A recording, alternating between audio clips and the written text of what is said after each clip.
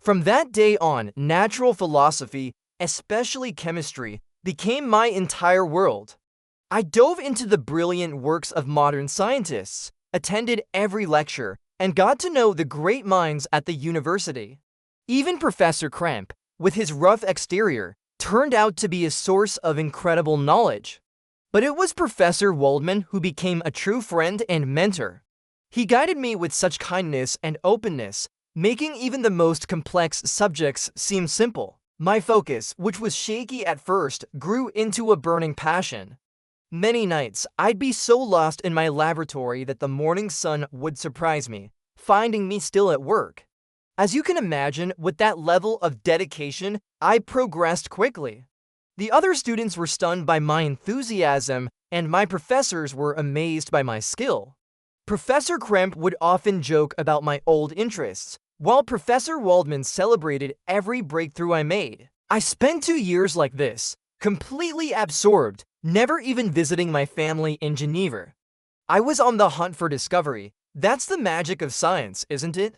In other fields, you follow a path someone else has already walked. But in science, there's always something new, something wondrous waiting to be found.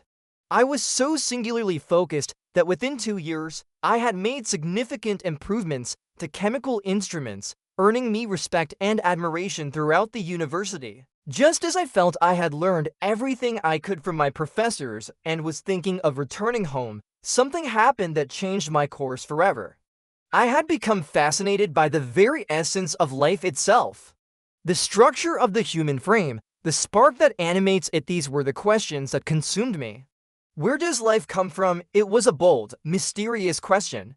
I realized that to understand life, I first had to understand death. So I threw myself into anatomy, but that wasn't enough.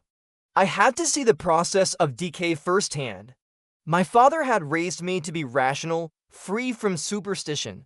A graveyard, to me, was just a place where life had ceased. So I began to spend my days and nights in charnel houses and vaults, forcing myself to look at things most people would find unbearable. I watched as beauty and strength turned to dust, as Worms claimed the wonders of the eye and brain. I studied every minute detail of the transition from life to death, and then from death to life. And then, in the midst of all that darkness, a sudden light broke through. It was a revelation so brilliant, so simple, yet so immense that it made me dizzy. I couldn't believe that out of all the geniuses who had studied this, I alone was the one to uncover such an astonishing secret. And let me be clear, this wasn't some madman's dream. It was as real as the sun in the sky. After countless days and nights of exhausting labor, I did it. I discovered the cause of generation and life. More than that, I found I could bestow animation upon lifeless matter. The initial shock quickly turned into pure joy and rapture.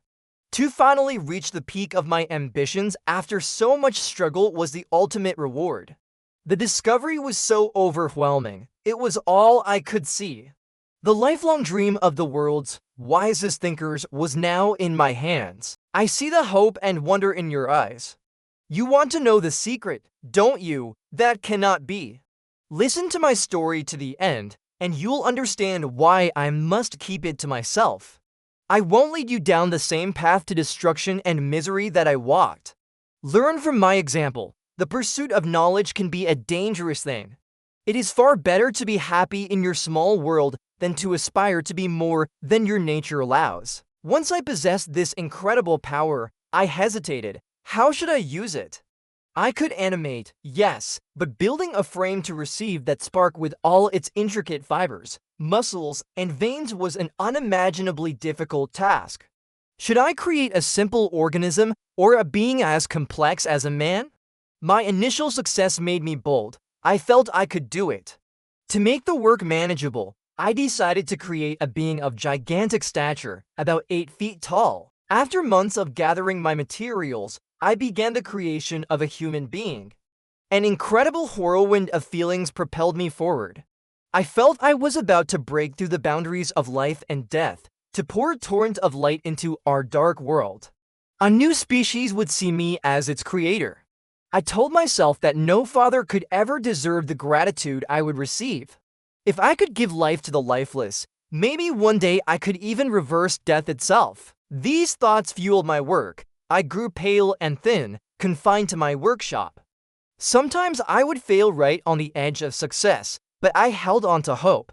The moon was my only companion during those midnight labors, as I relentlessly pursued nature to its hiding places. Can anyone truly imagine the horror of my secret work? Dabbling in the dampness of the grave, torturing living animals to animate lifeless clay. Even now, I tremble at the memory, but at the time, a frantic, irresistible impulse drove me on. I felt I had lost all sense of myself, except for this one single-minded pursuit. I gathered bones from charnel houses, disturbed the sacred secrets of the human frame with my own hands.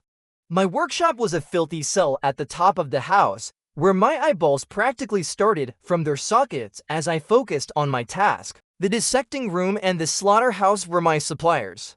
My own humanity often recoiled in disgust, but my eagerness only grew as I neared the finish line. The entire summer passed this way. It was a beautiful season, with plentiful harvests, but I saw none of it. My obsession made me forget the world around me, and it made me forget my friends and family so far away. I knew they were worried. I remembered my father's words. I know that while you are pleased with yourself, you will think of us. My silence was a sign that I was neglecting my duties. I knew he would be disappointed, but I couldn't tear myself away from my work. It was loathsome, but it had an unbreakable hold on my imagination. I pushed aside all feelings of affection, telling myself I'd deal with them later, after my great work was done. Back then, I thought my father would be unjust to blame me. Now, I know he was right. A person should always maintain a peaceful mind and never let a single passion disturb their tranquility. The pursuit of knowledge is no exception. If your studies weaken your affections and your love for simple pleasures, then that study is not right for the human mind. If that rule were always followed, history would be very different, but I'm getting lost in my own thoughts. The seasons passed winter, spring, summer, and I barely noticed. I was so engrossed in my work. By the time the leaves withered again, my creation was nearly complete. But as I got closer, my enthusiasm was replaced by annoying anxiety. I felt less like an artist and more like a slave toiling in a mine. A slow fever gripped me every night. I became painfully nervous. The sound of a falling leaf would make me jump. I started avoiding people as if I were a criminal. Sometimes I was horrified by the wreck I had become, but the energy of my purpose kept me going. I promised myself rest and fun once my creation was complete. Soon, my work would be done. Thank you for listening, and please follow for the conclusion of this tale.